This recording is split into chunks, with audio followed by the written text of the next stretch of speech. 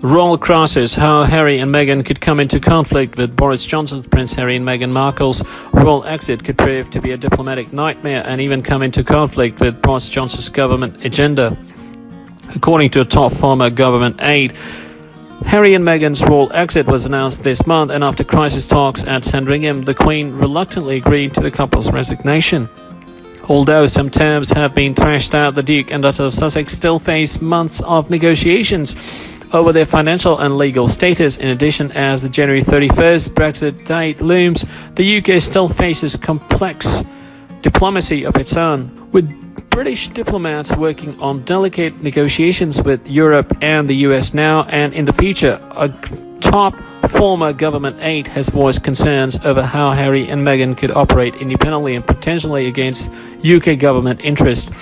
Jonathan Haslam, John Major's former Chief Communications Secretary, commented on how the royal exit could prove a diplomatic nightmare in The Spectator last week. Mr. Haslam wrote, "Difficulties will arise from the couple's business arrangements as they seek financial independence. From a diplomatic perspective, the worry is less about their endorsing products, more about them taking rubles from an iffy oligarch, say particularly if that involves overseas tax havens. Without the guiding hand of officials, the type of humanitarian causes which the couple may seek to advance could also bring them into conflict with wider government objectives that seem fanciful, but anticipating worst-case scenarios is part of the game." Mr. Haslam commented that Princess Diana's work with landmine charities, although it proved to be a huge success, did pose a headache for the Foreign Office and Ministry of Defence at the time.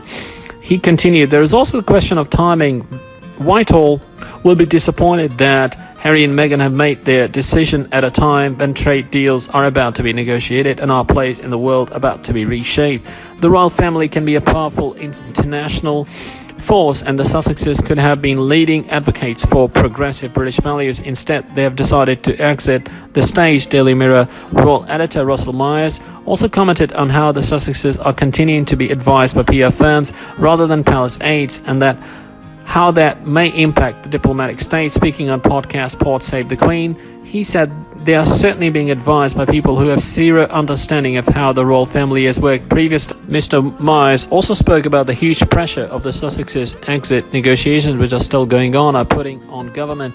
Mr. Myers said, "Negotiations are going on. There is an awful lot to discuss." The Queen had obviously said she wanted this sorting out within days, not weeks, but these are complex issues that will take time. Now, what is happening is that there are an awful lot of people working round the clock, and I mean round the clock. There are government ministers, people at Number 10, people from the Home Office, their counterparts in Canada, obviously thrashing out the issues. There are big implications here for how they will finance their lifestyle. Also, the major sticking point is how they will formulate any corporate contract that they may wish to pursue. Harry and Meghan, I dare say, would never want to anger the Queen and pursue corporate deals that may tarnish the reputation of the Crown. The issue is that they have been told by their PR gurus on the other side of the Atlantic that they stand to make an awful lot of money, whether that will go into charitable foundation or not, and obviously that will have implications for their tax status. The framework that will be built around is not possible to just write on the back of a fag packet and sort it out within days. So there is huge pressure on government departments to come up with a strategy, something that can be actually put down on paper and agreed upon. Now, I'm told that Harry has several meetings to try to thrash out this deal, but the actual final deal will take up to 6 months.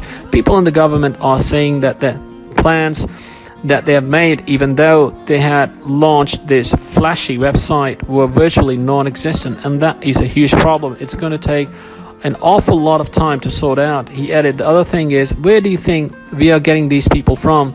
These are people from the Home Office who have huge issues to take hold of it, do with this Brexit, and there simply aren't enough people in the departments